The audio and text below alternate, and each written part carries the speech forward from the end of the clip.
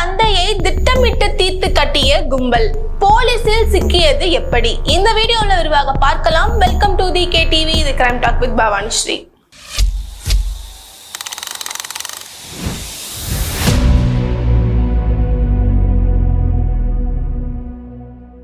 மாயாவி திரைப்படத்துல மாற்றுத்திறனாளியாக நடிச்சவங்க தான் நடிகை விஷ்ணுபிரியா. இவங்களோட அப்பா சூரியநாராயணன் கொடைக்கானல்ல உள்ள குறிஞ்சி ஆண்டவர் முருகன் கோவில் பக்கத்துல இருக்கக்கூடிய பங்களால வசிச்சுட்டு வந்திருக்காரு. கடந்த சனிக்கிழமை அன்னைக்கு அவரு கை, முகம், கால்கள்ல டேப்பால சுத்தப்பட்டு கொடூரமான முறையில இருந்து கிடந்திருக்காரு. போலீசார் 3 தனிப்படைகள் அமைத்து விசாரணை நடத்திட்டு வந்திருக்காங்க.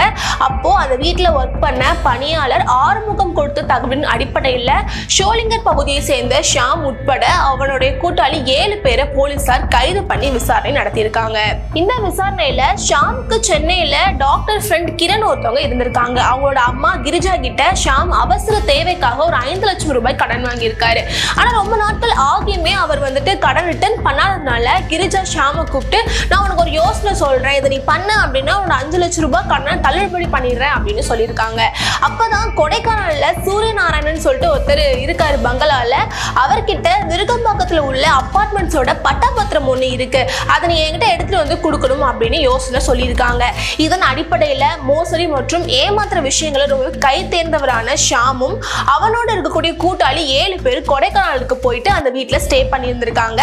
அந்த வீட்டுல ஒர்க் பண்ணிட்டு இருந்த பணியாளர் ஆறுமுகத்துக்கு மது வாங்கி கொடுத்து தன்னோட கைக்குள்ள கொண்டு வந்திருக்காங்க. இந்த இன்சிடென்ட் நடக்கிற அன்னைக்கு திட்டமிட்டபடி சூரியநாராயணனோட கை கால்களை கட்டி போட்டுட்டு அந்த இடத்துல இருந்து தப்பிக்க ட்ரை பண்ணியிருந்தப்போ இவங்க எல்லாருமே மது போதையில இருந்ததுனால என்ன பண்றது அப்படின்னே தெரியாம அவரோட வாய் மற்றும் மூக்கையும் சேர்த்து டேப் சுற்றியதுனால அவர் மூச்சு திணறி இறந்து போயிருக்காரு அப்படின்றது தெரிய வந்திருக்கு. போலீசார் அந்த அபார்ட்மெண்டோட பட்டாபத்திரத்தை கைப்பற்றி எதற்காக கிரிஜா அதை திருட சொன்னாங்க அப்படின்னு அவங்க கிட்ட விசாரணை நடத்தியிருக்காங்க. முன்னாடி சூரியநாராயணன் கொலை வழக்குல சிக்கி சிறைக்கு போயிருக்காரு. அந்த டைம்ல கிரிஜாவோட ஹஸ்பண்ட் சசிவ் தான் அவர் வெளில கொண்டு வந்திருக்காரு. சசிவ் இறந்து போனதுக்கு அப்புறமா கிரிஜாவுக்கும் சூரியநாராயணனுக்கும் பழக்கம் ஏற்பட்டிருக்கு. அவர் எப்பெல்லாம் சென்னைக்கு வராரோ அப்பெல்லாம் கிரிஜாவோட வீட்டுல தங்குறது வழக்கமா இருந்திருக்கு.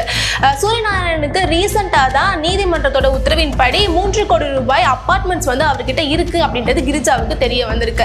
அதனால அவங்க ஒரு திட்டம் தீட்டுறாங்க. அந்த பத்திரத்தை எப்படியாவது திருடிட்டு சூரியநாராயணன் கிட்ட இருந்து பணம் வாங்கணும் அப்படின்னு அவங்க திட்டமிட்ட நிலையில அவர் கொலை செய்யப்பட்டிருக்காரு அப்படின்றது தெரிய வந்திருக்கு.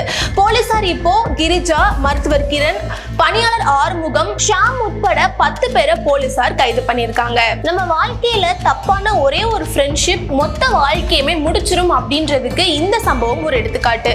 அடுத்த வீடியோல சந்திக்கின்றேன். நன்றி.